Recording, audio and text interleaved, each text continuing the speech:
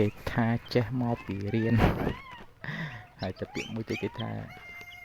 អ្នកចេះហ្នឹងមកពីដឹងរបៀបរៀនបាទប៉ុន្តែបើសិនជាយើងរៀនជាមួយនឹងអ្នកដែលចេះបែបភាពសមាសម័យភាពអត់ប្រកបណាមួយគឺពិបាកបងប្អូនអញ្ចឹងបានថានៅពេលដែលយើងចាប់ផ្ដើមរៀនជាមួយគេចាប់ផ្ដើមនិពន្ធភាពសមាសម័យយកដូចជាយកសាច់រឿងខ្លួនឯងអញ្ចឹងទៅយកមកប្រៀបធៀបជាមួយនឹងឧទាហរណ៍ដូចជាការចិញ្ចឹមសត្វអញ្ចឹងចូលចិត្តប្រៀបធៀបពីជីវិតខ្លួនឯងហ្នឹងទៅជាមួយនឹងសត្វអញ្ចឹងទៅមួយពីរលក្ខណៈមួយថាអត់ប្រកបអត់សូវច្បាស់អញ្ចឹងណាបងប្អូនចេះតាសមាសម័យដល់អញ្ចឹងទៅយើងរកចំណុចបញ្ចប់អត់ឃើញទេគិតតែពីរៀនទៅចប់គឺរៀនអត់ចប់ទេបងប្អូនជាពិសេសការចិញ្ចឹមសត្វហ្នឹងហើយបងប្អូនរៀនបែបសមាសម័យខ្ញុំធុញទ្រាន់នឹងការរៀនបែបហ្នឹងបងប្អូនខ្ញុំនិយាយទៅខ្ញុំអត់ធ្លាប់រៀនទេប៉ុន្តែខ្ញុំធ្លាប់ស្ដាប់គេដែរបងប្អូនជាពិសេសអ្នកដែលគេធ្លាប់រៀនណានៅពេលដែលគេបរាជ័យហើយចាប់ផ្ដើមមានបញ្ហាអីមួយទៅសួរអ្នកជំនាញ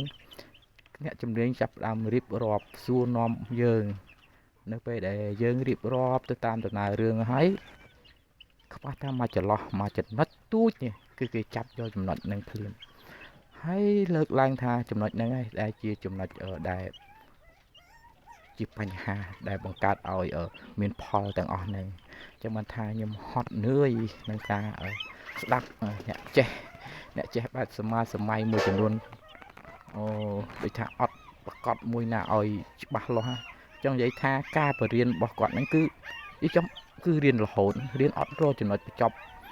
ឲ្យយើងអ្នកដែលខំរៀនជាមួយគាត់នេះអត់ឃើញអញ្ចឹងបងប្អូនកាន់តែរៀនកាន់តែមានបញ្ហាចេះតែកើតមានរហូតជាហោហាយអត់ចេះចប់រហូតដល់មែនតើខ្ញុំស្ដាប់ឲ្យខ្ញុំគិតថាគួរតែចាំមន់លើអាកាសអីចឹងបានអាចចំណុចមួយដែលថាគាត់លក្ខណៈថាចាប់ចំណុចខ្សោយរបស់យើងឡើងបានទៀតខ្ញុំគិតថាមានតែអញ្ចឹងទេហើយកុំចោះចំលើអាកាសឲ្យយើងកុំចោះតែចោះទៅវិញតែចោះឲ្យឡើងទៅវិញហ្នឹងអាចមានបញ្ហាមន់ឈឺនៅលើអាកាសហ្នឹងថាមកពីយើងចោះមកដីហើយទៅវិញហ្នឹងអត់បានស្លាប់មេរោគអីមួយពីរចេះចុះមួយតាមខ្លួនទៀតឡើយតែមិនថារៀនជាមួយអ្នកសមាសម័យច្រើនណាបងប្អូនបញ្ហាជួបរហូតពិបាកហើយហ្នឹងហើយនឹងបញ្ហាមួយទៀតភាគច្រើនណាបងប្អូនមនុស្ស100នាក់គឺចង់និយាយថា95នាក់ដែលគាត់ចង់ដឹងអំពីការព្យាបាលមាន់ស្គាល់អំពីថ្នាំស្គាល់ពីជំងឺដើម្បីព្យាបាល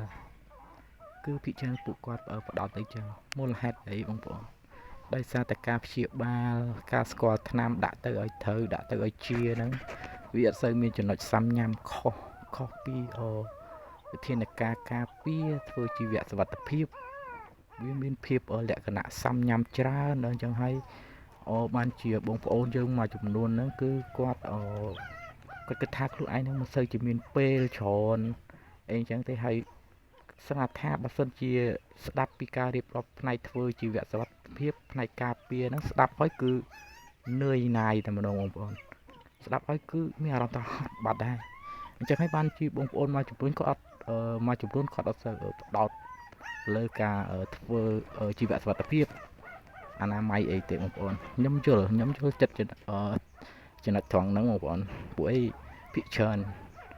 អ្នកដែលចង់ចិញ្ចឹមមាន់អ្នកដែលអត់ធ្លាប់ចិញ្ចឹមមាន់តែគាត់ចង់ចាប់ដើមចិញ្ចឹមមាន់ឃ្លៀបគឺគាត់ផ្ដោតលើការស្គាល់ថ្នាំដឹងថ្នាំព្យាបាលច្រើនព្រោះបើថា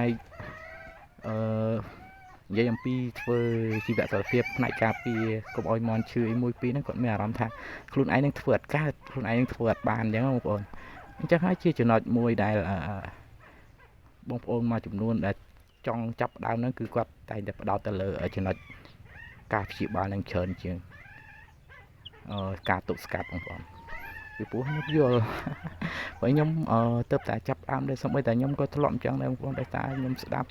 អ្នកនេះមានអារម្មណ៍ថាហត់នឿយដល់ពេលអញ្ចឹងទៅ